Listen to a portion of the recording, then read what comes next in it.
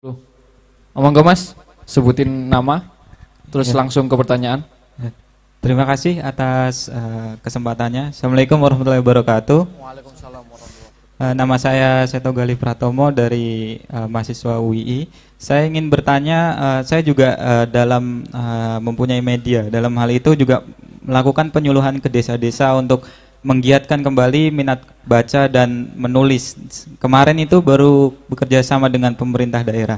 Nah, di situ saya mempunyai peluang atau seperti gambaran dari Kang Maman, bagaimana warga itu jika dikasih buku dan sebagainya itu akan muncul giroh atau semangat membaca.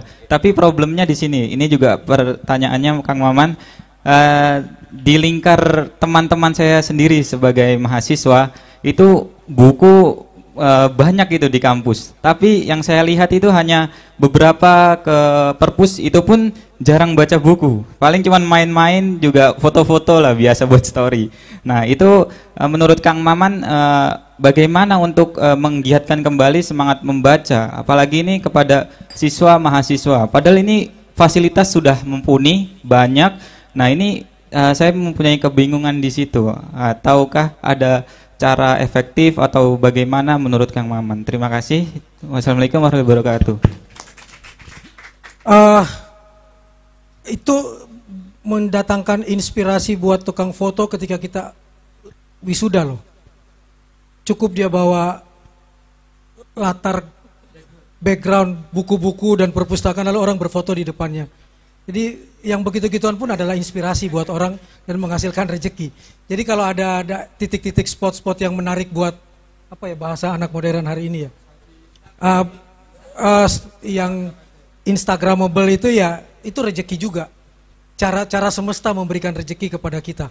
Itu yang pertama. Yang kedua, berapa tahun ya Pak Isa berjuangnya, Pak Soni ya? Kalau dalam keyakinan Pak Soni, sampai kemudian Yesus ditarik ke atas 3 tahun. 3 tahun berapa muridnya?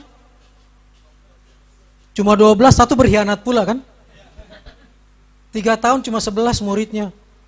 Rasulullah nyuruh Iqra, hampir meninggal, bahkan kalau bukan diganti oleh Ali saat itu udah selesai kan? Jadi memang saya diajarkan untuk tidak berpikir semuanya mudah. Kemarin saya lihat di Twitter ada yang bilang, saya kok udah nyebarin buku di jalanan Kang Maman yang baca cuma 5. Anda beruntung. Saya di Pangkep, udah merasa paling top. Indonesia Lawak Club, duduk di tengah-tengah alun-alun Pangkep, Pangkajene Kepulauan. Tidak jauh dari tempat lahirnya Ila Galigo, naskah tertulis terpanjang di muka bumi sampai hari ini. Saya duduk dari duhur sampai maghrib. Yang datang cuma, Kang boleh berfoto nggak nyentuh buku. Tapi kenapa saya bahagia hari itu? Dan gak akan pernah saya lupa. Karena ada satu orang yang datang. Anak kecil umur 3 tahun berjilbab langsung mengambil buku, duduk, manggil bapaknya minta dibacain. Dan tersenyum kepada saya. Buat saya senyumnya itu surga banget. Saya langsung kayak melihat Raudatul Jannah yang 6 jam gak ada apa-apanya melihat senyum anak itu. Lihat Instagram saya yang kemarin. Foto anak tersebut yang abadi di dalam ingatan saya. Jadi jangan pernah takut bahwa waduh segini. Itu baru bicara minat baca ya, belum bicara gemar baca ya. Belum bicara yang lain, karena orang Indonesia itu luar biasa loh. Kalau pakai penelitiannya Connecticut University, Indonesia nomor 2 kan. Dari belakang kan, setingkat di atas Botswana kan. Baca sejarah, salah satu asal nenek moyang kita dari Botswana. Jadi kalau kita setingkat dari nenek moyang kita, itu adalah sebuah kemajuan. Jangan pernah menyesali posisi nomor 2 dari belakang. Nenek moyang gua nomor paling belakang loh. Kami selangkah lebih maju dari nenek moyang kita. Bahagialah di situ, ada kemajuan. Minat baca kita 0,001, 1000 orang kumpul tinggal yang suka buku katanya 1. Walaupun kita bisa berdebat soal itu, karena indikator menilainya itu terlalu Eropa sentris. Harus ada perpustakaan, dengan ukuran seperti ini, kursinya begini, ada pustakawannya. Come on, Indonesia negara nomor 2 paling banyak perpustakaannya di muka bumi. Tapi pustakawan yang bekerja di sana 1 orang berbanding 35 perpustakaan. Nggak akan bisa dihitung oleh mereka, dianggap nggak lengkap perpustakaannya. Taman baca yang disediakan di pinggir jalan nggak dihitung sebagai perpustakaan oleh penelitian di sana karena nggak memenuhi unsur perpustakaan. Dan persoalan akses, jarak antara buku dan manusia jauh banget. Paling bagus, negara paling literat mana? Finland, Islandia, Norway, Swedia, Denmark. Negara-negara Skandinavia yang jumlah penduduknya berapa? 4 juta, 6 juta. Dalam indikator mereka, mau disebut literat, setiap orang dapat 3 buku setahun. Membaca 3 buku setahun setiap orang. Kalau penduduk cuma 4 juta, berarti dia cuma menyediakan jumlah buku berapa? 12 juta kan? Lah, Indonesia 270 juta kali 3. 810 juta baru dibilang literat. Sampai mampus. Masih ada orang gila menerbitkan buku seperti Yai Edi. Masih mau nyetak buku. Tutup lubang gali lubang, membiayai para jomblo di sini. Dari jualan buku seperti ini, masih ada orang gila seperti ini, kita masih luar biasa. Bayangkan sampai hari ini, Indonesia cuma mencetak buku 30 juta setahun sebelum pandemi. Nggak akan diterap dalam hitungan orang barat. Karena hitungannya kuantitatif. Diganti dengan apa? Kan bisa jadi e-book, internet Indonesia cuma 3% nyentuh orang. Sampai hari ini yang baca internet cuma 3%, baca buku. Kalau status di Twitter, Indonesia nomor 5 paling cerewet di muka bumi. Ya, hasil riset mengatakan Indonesia paling cerewet di muka bumi, Bandung, Jogja, daerah-daerah mahasiswa. 15 tweet per detik. Produktif kan orang Indonesia? Jadi Anda bayangin gak suka baca tapi cerewet di Twitter. Apa isinya? Bisa dibayangkan. Hilang budaya, dimulai dengan bismillah, diakhiri dengan alhamdulillah. Dimulai dengan selfie dengan makanan banyak, ditutup dengan selfie piring kosong. Termasuk saya. Gus Ifran juga tadi. Dan dia selalu memperlihatkan wajah miskin supaya nggak kena pajak. Kalau makan Indomie dipasang di Twitternya, makan mewah nggak pernah dimunculin. Ini cara menyiasati supaya Sri Mulyani nggak melirik dia. Itu cara itu, dan betul Mas, begitu kita muncul dengan status sebagai Crazy Rich, ditelepon sama petugas pajak. Begitu rekening kita lebih dari 950 juta, ditelepon rekening kita. Ditelepon kita langsung, dia udah punya akses untuk sampai ke sana. Dan 950 juta tabungan, 100 juta harus masuk ke negara. Dengan pajak progresifnya hari ini misalnya. Jadi pura-pura miskin lah di media sosial. Itu juga membantu UMKM kan ya. Makan Indomie doang gitu. Tentara Ukraina aja makan Indomie. Bayangin tadi kalau 270 juta yang baca cuma 0,01, berarti yang baca buku berapa di Indonesia? 270 ribu orang. Dan ada orang gila yang mau menerbitkan buku. 270 ribu orang yang baca buku. Yang beli buku berapa orang? 10%-nya. Lainnya minjem. Dan orang terbodoh di muka bumi adalah yang minjem dan mengembalikan. Pasti pura-pura lupa kan? Dan tempat paling sepi di muka bumi di Indonesia adalah kuburan, kamar mayat, perpustakaan. Perpustakaan baru indah gara-gara film Ada Apa Dengan Cinta. Nah di sana ada Cinta dan Rangga. Kan tidak semua orang mukanya kayak Nicholas Saputra. Jadi perpustakaan tidak menarik. Nicholas Saputra cuma satu. Begitu masuk selebihnya Maman. Ada ganteng, Picus. Irfan Nurudin. Cuma itu aja kita. Itu pun kita nggak baca kok ya. Numpang ngadem kan ya. Dan pembaca kita 270 ribu. Pengguna narkoba di Indonesia hari ini berapa? 5,5 juta. Setiap hari 30 orang karena narkoba meninggal, data BNN. Pernah nggak dengar orang baca buku mati? Berarti orang Indonesia lebih senang mati karena narkoba daripada karena ikro. Betapa mahalnya ikro Mas. Jadi kalau Anda mengatakan sulit, iya harus perjuangan. Jangan-jangan kita loh yang salah Mas. Saya tadi begitu lihat Yai Edi, saya baca bukunya. Ini orang gila ya. Maaf ya Yai, saya nyebut gila ya. Kesempatan untuk bilang dia gila. Ini buku-buku nggak laku loh. Buku-buku filsafat siapa sih yang beli? Siapa sih yang baca? Paling ngutip kan. Saya pernah menguji mahasiswa dan saya bikin dia nggak lulus. Hanya karena membaca daftar pustaka. Hati-hati loh, jangan bohongin murid gurumu loh. Kan supaya dibilang bagus skripsinya, daftar pustakanya banyak banget sampai 100 gitu kan ya. Padahal dari 100 itu semuanya dikutip dari satu buku. Ngutip A, ngutip B, ngutip C kan buku kan begitu kan, dan dia sebut sumbernya. Ujian saya cuma satu ke mahasiswa saya.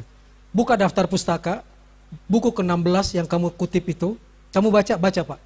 Sampulnya warna apa? Dia nggak tahu. Maaf, ulang bikin skripsi. Kamu cuma ngutip dari buku ini kan? Siapa yang melakukan itu kalau bikin paper? Seolah-olah baca buku semua. Padahal kutipan itu pasti punya latar. Kalau kita bilang what is a name? Shakespeare mengatakan itu. Seolah-olah kita udah baca bukunya Shakespeare kan? Padahal itu pun belum titik, masih koma gitu kan ya. Apalah arti sebuah nama?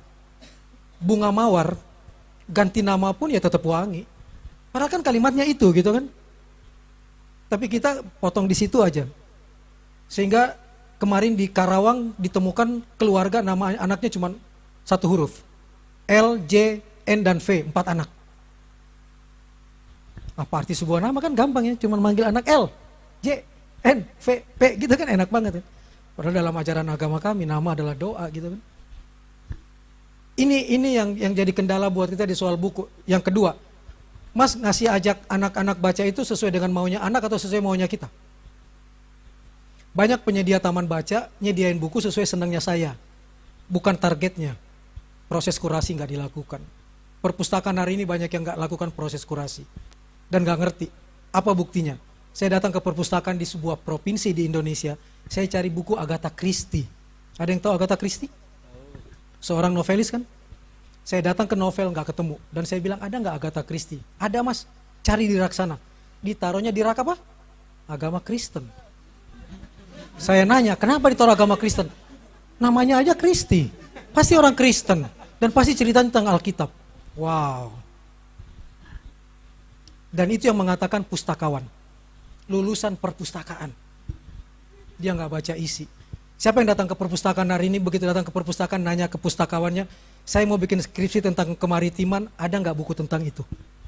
Paling kan bilang cari sendiri kan? Itu nggak dilakukan oleh seorang Ridwan Mandar di Sulawesi Barat. Orang datang mau bikin apa, skripsi tentang apa? Saya cariin bukunya, nih bukunya. Mampu nggak kita melakukan itu dalam gerakan baca kita? Sehingga saya nggak pernah mau orang bilang saya butuh buku. Terharu nih awalnya, saya butuh buku gerakan. Waduh, Iqra dia mau jawab nih. Anda mana pemuda masjid? Bukunya untuk siapa masjid? Dijaga nggak? Yang dibutuhkan bukunya apa? Bahkan saya nanya, ini masjidnya Muhammadiyah, NU atau apa nih? Salah kirim kan perang, nanti saya yang kena.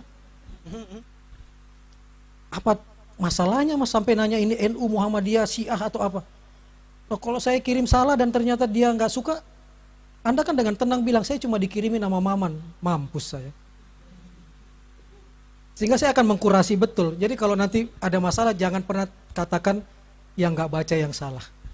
Saya selalu mengatakan yang mengkurasinya yang salah. Bayangkan gajah disuruh naik pohon, lumba-lumba disuruh manjat dalam buku. Orang gunung dikasih buku tentang pantai. Apa yang dia bisa praktekkan? Tapi tanya Yudi di beberapa titik. Dan ketika saya bilang sama Yudi, Yud kita pandemi nih.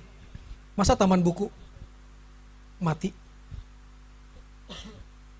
Apa yang dilakukan Yudi? Tetap Iqra, literat.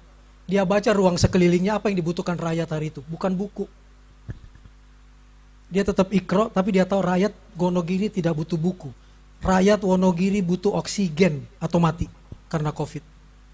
Dia tutup toko bukunya, dia berjuang cari oksigen, dia pakai mobil pustakanya, motor pustaka pemberian dari Perpustakaan Nasional untuk bawa buku, menjadi membawa tabung oksigen. Itu Iqra, itu Iqra. Karena buat saya Iqra 4 dan ada dalam Al-Quran. Baca tulis hitung wajib. Setelah itu mampu nggak memaknai apa yang tersirat dari yang tersurat? Wah, harus lihat nih semua Twitternya nih. Kalau Yai udah nulis tentang ini, kenapa muncul ini? Pasti perawinya diceritakan, sejarah turunnya Alkitab, ayat ini dari mana? Mampu nggak kita baca itu, mengutip dan kemudian mengatakan ini turun karena peristiwa ini, tersirat dan tersurat. Yang ketiga, mampu nggak kita berpikir kritis terhadap apa yang kita baca?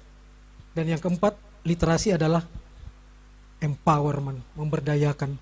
Mampu nggak dia jadi memonetize orang? Datang ke daerah Wonogiri, anak-anak disuruh datang ke tempatnya Yudi.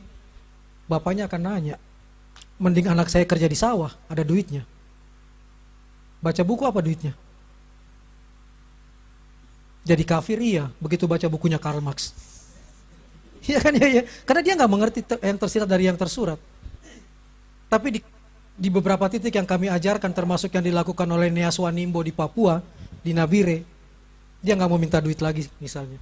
Dia berdayakan warga, lalu dia bilang, jangan mau lagi tangan di bawah ya.